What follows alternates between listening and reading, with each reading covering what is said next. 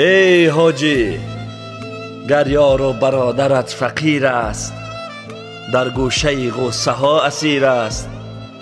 این حج که تو میکنی ریایی، دستش تو بگیر که بی نظیر است. حج گفتن ما زی عمره باشد، چون نزد سخاوت صغیر است. ای جان شیرین برادری کن، زیرا که بسا حج کبیر است.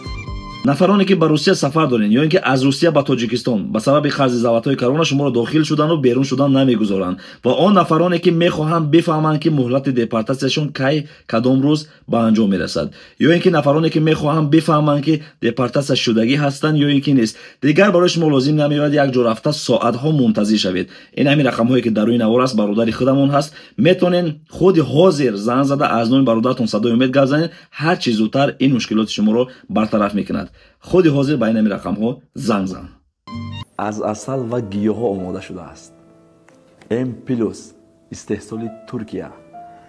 ин барои мардҳо аст, барои хуно гирифтагӣ, барои простатаро нобуд кардан, барои боқувват кардан. барои як чиз дигар ҳаст, дар ин ҷо гуфта наметавонам. Мардҳо гирифта истифода барен беҳтарин чиз ин тавсияи ма аст. барои фармоиш шумо метавонед ба рақамҳое ки дар рӯи навор аст муроҷиат кунед. аз ширкати зиёратшоп таҳвил ба тамоми шаҳрҳои Русия ва ҳатто ба Тоҷикистон ва шаҳри Душанбе ватани азизамон. бо арзи салом ва адабу эҳтиром ҳамватанони азиз ва бинандагони сомонаи Садои умед. мо алҳол дар ноҳияи шаҳри Тус қарор дорем. баҳри дидори як бародаре ки ба бемории саратон, яъне ки касалии рак гирифтор аст. бисёр дар як вазъияти душвор ма аз субҳ баромадам, худи ҳозир дар ҳамин ноҳияи шаҳри Тус расидам. ин дуюм бор аст ки мо ба ин ҷо мебоем барои айёдати ҳамин беморҳову ки муҳтоҷон. арзи салом. баъд аз ҳама ташаккури зиёд барои ҳамаи бародарое ки дастгирӣ мекунанд, махсусан барои не бародар Умедҷон ки мақсад дуюм дар наворо мебинемаш, мақсад барои ҳисси ватандӯстию мақсад ватанпарастиро дора. дуюм наворои мақсад ахлоқӣ барои мардум паҳн мекунад. сипосгузорем барои бародар. ай ҳамин бародар мо хоҳиш кардем ки мақсад бия моро як навор кунад барои дастгирии халқ ки мақсад ҳамин дучори касали саратон шудагием. муддати 1 сол мешавад қариб. дар ҳамин мақсад ва химиям гирифтем, 6 курс химия гирифтем. мақсад чанд бор химия гирифтагист? 6 курс. 6 курс химия гирифтем. рак дар ки ҷои баданатон аст? дар зону қарор дорад.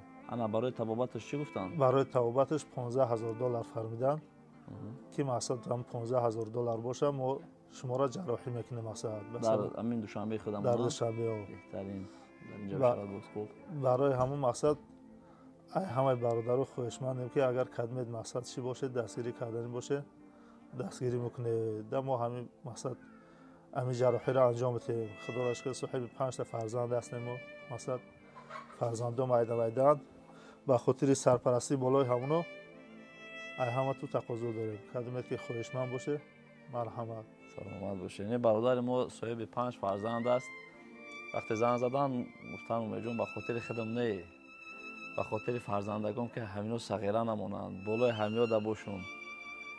аз ҳамин хотир бародарои азиз кадоме метавонад дастгирӣ карда ин ҳамин рақамҳои бародар худаш аст, рақамҳои карташон. саҳму дастгириҳои худтонро бирасонед. умед дорам ки як бародар аз як беморӣ мову шумо сабаб мешавему наҷот меёбад. яъне касалие ки табобат дорад талош кунем. дар ин дунё фақат кори хайрмон мемонад.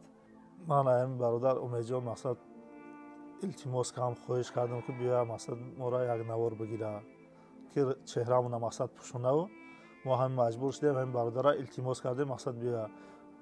саломат бошед. ташаккур.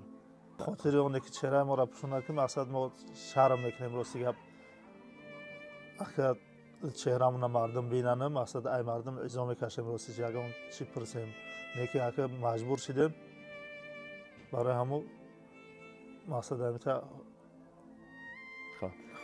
саломат бошед. бале бори аввал дар навор суҳбат кардан бисёр душвор аст. бародари мо бисёр шармгин аст ва аз мо хоҳиш кард ки ҳам чеҳраи моро агар бупӯшонем бисёр хуб мешавад, чунки шарм медорам ки фарзандон калон шудаву як мебинанду хай дигар маҷбур шудам ки дар рӯи экран баромадам. агарна ман танам сиҳат бошад кор мекунаму зиндагиро хуб пеш мебарам. биёем сарҷамона бишавем бародарои азиз акаро дастгирӣ кунем. صاحبکاری محترم از همه شما احترامونه خواهش میکنیم اونقدر پول زیادی نبود از $15,000 دستگیری کنین این برادر از همین مشکلات رهاش کنین با بیماری رگ یعنی که تبابت شونده بوده است در همین تاجیکستانی خودمون. برادر خیرخواه کسایی که اگر خیر میکنه برای من نیت دارم که آینده مثلا تبابت بیام صحت یاب شم آینده مثلا در این پلی خیر کردگی شما را با یکم کمیزات را مثلا میگردونم میده این تقاضای من این مثلا سلامت باشین. تشکر. نه هر کسی سخن نمیکند. ما امیدوارم برادر عزیز که برادرها دستگیری میکنن کمک میکنن و هر چیز زودتر تبابت مییابید. شما مقصد راه گشتن میتوانید؟ من با آنم قوایم قطعی راه میگردم خیلی نمیشود فقط از همین سبب پوچه از سبب پوچه مشکلی دارم همین قطعی راه میگردم نه که غیری قطعی راه گشتن نمیشود نمیتونم مشکل است. یک سال میشود یک سال تو یک سال خوب راه میگشتید؟ تو یک سال کار میکردم در بازار در این بازار شهرتو سودا میکردم میگشتم مثلا سودا میکردم کار میکردم اکه خیلی که در همین مصیبت گرفتار شدیم در همین دچار کسا خیلی که بهترین چیز که در وطن عزیزمون با همین چیزا تبابت میکنن این بسیار یک فخره برامون و ما دعا میکنیم که هیچ هموطن عزیز ما را با چنین بیماری دچار نکند. خدا همه ما و شما را از این بیماری ها نگهبان باشد و وطن عزیز ما را الله مهربان از تمام آفت و مصیبت ها در حفظ امان خودش نگه دارد. چگونه که وطن پیشرفته ایستاده است، چگونه که آباد و آرام است، همیشه تا ابد همین خیل بماند. خدا نگهبانتان. حتما بعد جراحی ما اومده یک نوار دیگه گرفته به سهم همگی شما خواهیم رسانید که برادرمان در کدام حالت قرار دارد.